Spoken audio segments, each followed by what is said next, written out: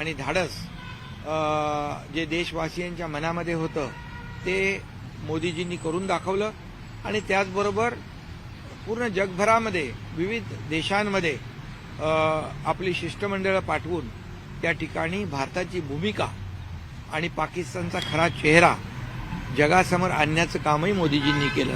त्यामुळे त्यांचं अभिनंदन आणि शुभेच्छा आम्ही दिलेल्या आहेत त्यांना. उपराष्ट्रपती पदासाठी निवडणूक होणार आहे.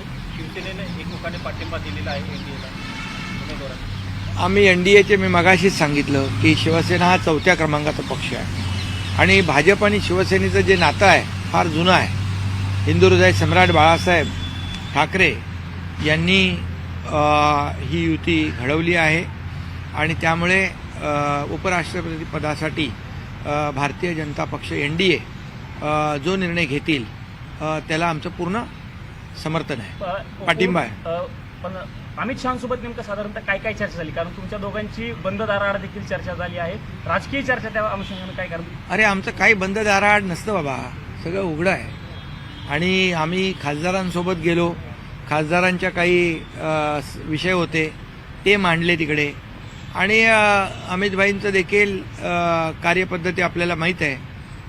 ते ताबडतोब त्याच्यावर ॲक्शन घेतात आणि त्यामुळे अमित भाईंच्या बरोबर देखील महाराष्ट्रातल्या विषयांवर चर्चा झाली, निवडणुकांच्या विषयावर चर्चा झाली आणि एक अतिशय चांगली चर्चा त्या ठिकाणी झालेली. महायुतीच्या राज्यातील महायुतीच्या अनुषंगाने काही भेटीमध्ये चर्चा समन्वयाच्या अनुषंगाने वेगळी चर्चा झाली का? पंतप्रधान वेगळी वन टू वन चर्चा झाली. तुम्ही त्यांना शंकराची प्रतिमा दिलेली आहे. हो, शंकराची प्रतिमा देण्याचं कारण जे ऑपरेशन महादेव ज्याच्यावर खऱ्या अर्थाने ऑपरेशन सिंदूर आणि ऑपरेशन महादेववर विरोधी पक्षाने, काँग्रेसने, इंडी अलायन्सने जे आक्षेप घेतले, भारतीय लष्कराच्या शौर्यावर शंका उत्पन्न केल्या, आदरणीय प्रधानमंत्री महोदयांवर संशय व्यक्त केला, शंका उत्पन्न केल्या, हे आणि ऑपरेशन महादेववर देखील त्यांनी संशय उत्पन्न केला. पण म्हणून आम्ही ऑपरेशन महादेव सक्सेस झालं. तमाम देशवासियांच्या मनातलं जी खंत होती त्या अतिरेक्यांना ठार करण्याची ती पूर्ण केली. म्हणून आम्ही महादेवाची प्रतिमा त्यांना भेट. विधानसभेच्या वन टू वन चर्चा झाली आहे, राजकीय चर्चा पण झाली का त्यात आणि राज्यांचे मुद्दे पण ठेवले? हा, बिलकुल. त्यांच्याबरोबर देखील अतिशय चांगली चर्चा झाली, मन मोकळेपणाने चर्चा झाली. खूप तेही अगदी चर्चा करताना आणि जे काही ऑपरेशन सिंदूर असेल, हे शिष्टमंडळ असतील, त्याचबरोबर काही कौतुक ऑपरेशन महादेव असेल, या सगळ्यावर आणि एकंदरीत विकासावर देखील चर्चा झाली. श्रीकांत शिंदे यांचंही कौतुक त्यांनी केलं आणि त्याचाही मला खऱ्या अर्थाने अभिमान आहे की त्यांनी संधी देखील दिली, एवढ्या तरुण वयामध्ये एक प्लॅटफॉर्म दिला, डेलिगेशनचं नेतृत्व करण्याची संधी दिली, त्यावर देखील चर्चा झाली. आणि अतिशय चर्चा खेळीमेळीची, अतिशय आनंदित वातावरणामध्ये प्रधानमंत्री मोदीजींच्या बरोबर चर्चा झाली. तुम्ही आज दिल्लीमध्ये अमित शहा आणि पंतप्रधान नरेंद्र मोदी यांची भेट घेतलेली आहे. दुसरीकडे उद्धव ठाकरे देखील दिल्लीमध्ये दाखल झालेले, ते आता शरद पवार यांची भेट घेत आहेत, उद्या राहुल गांधी यांची भेट घेत आहेत. दोन विरोधाभास जे आहे ते दिसून येतात. ते बघा, ते तिकडे 10 जनपदकडे जात आहेत, आम्ही इकडे लोककल्याणकारी मार्गाकडे गेलो. 7 नंबर आहे ना प्रधानमंत्री मोदयांचा, तर प्रधानमंत्री लोककल्याण मार्ग तिकडे आम्ही गेलो. हा फरक आहे. जे बाळासाहेबांनी जो लोककल्याणाचा मार्ग आम्हाला दाखवला आहे त्या मार्गाने आपण गेलो आणि म्हणून देश बघतोय की कोण कुठं चाललंय.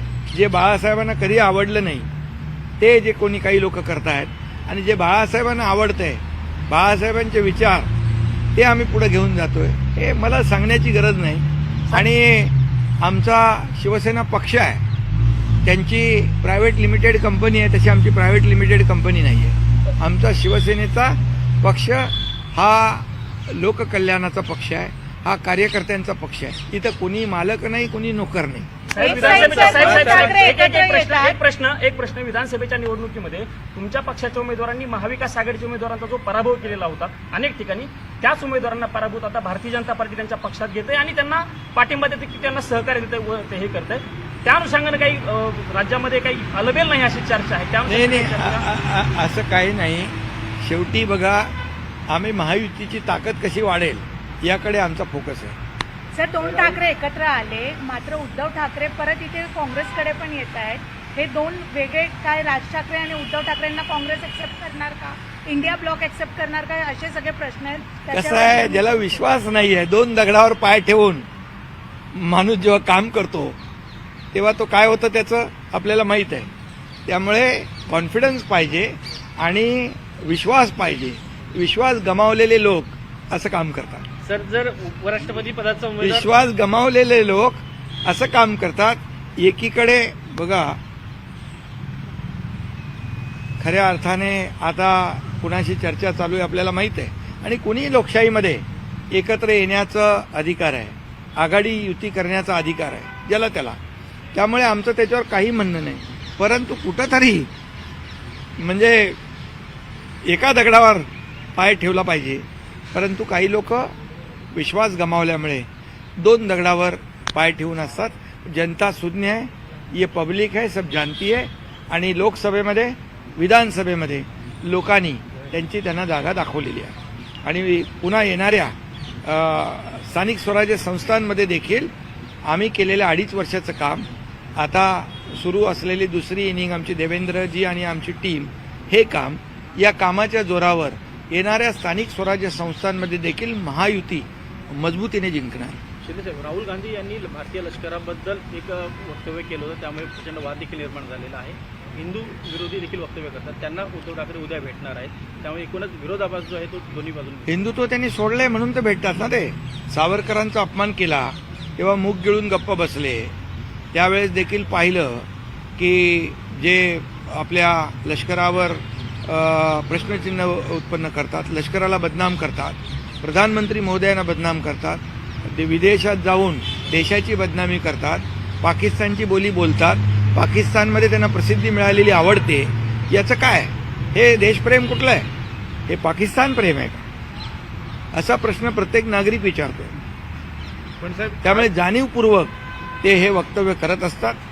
आणि नक्की आपल्याला मी सांगतो, देशाच्या विरोधामध्ये, भारतीय लष्कराच्या विरोधामध्ये या देशाचे प्रधानमंत्री नरेंद्र मोदीजी यांनी जे काही 11 वर्ष काम केलं आहे, या देशाचा विकास केला आहे, 11व्या क्रमांकावरून अर्थव्यवस्था 4थ्यावर आणलेली आहे, त्यांच्या विरोधात त्यांची बदनामी करणं, हे सगळं जे आहे हे जाणीवपूर्वक करतात. पण याचं उत्तर या देशातली जनता नक्की योग्य वेळी देत राहील.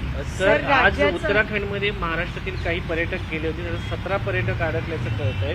त्याच्या संदर्भात गुलाबराव पाटील आले, तुमची काही चर्चा झालेली आहे त्या संदर्भात? हां, बिलकुल. आमची पूर्णपणे यावर मुख्यमंत्री स्वतः, मी देखील स्वतः आणि आमचं डिझास्टर मॅनेजमेंट जे आहे हे स्वतः लक्ष ठेवून आहे. आणि यामध्ये आमचे मंत्री आहेत गिरीश महाजन, हे देखील यामध्ये आमचे जेव्हा जेव्हा अशा प्रकारची आपत्ती येते, मग काश्मीरमध्ये असू दे, उत्तराखंडमध्ये असू द्या, नाही तर आणखी कुठे असू द्या, त्यांना सुरक्षित आणण्याचं काम आमच्या सरकारचं आहे. एक प्रश्न असा आहे एक की राज्याचं- महाराष्ट्रामध्ये असं दिसतंय की भाजपकडून सातत्याने टार्गेट होत आहेत अप्रत्यक्षपणे शिवसेनेचे नेते किंवा मतदारसंघ. त्याबद्दल काही चर्चा झाली आहे का? नाही, आमची महायुती आहे. या छोट्या मोठ्या गोष्टी तुम्ही आता, मला नाही वाटत काय कुठे. आमचं महायुती मजबूतीने